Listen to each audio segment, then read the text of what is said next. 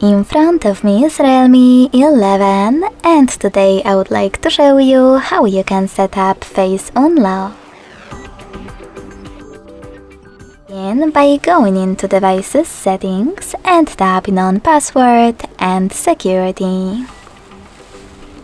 Following that, select Face at the top right corner and enter your current login method. Now choose Continue at the bottom, keep your face in frame and follow all of the instructions from your screen.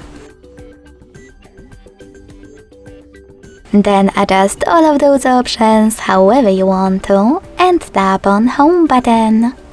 So finally, when I switch off my screen, then turn it back on, I can see that Face Unlock is working properly. Thanks so much for watching. If you enjoyed this video, don't forget to leave a like, comment and subscribe. Bye!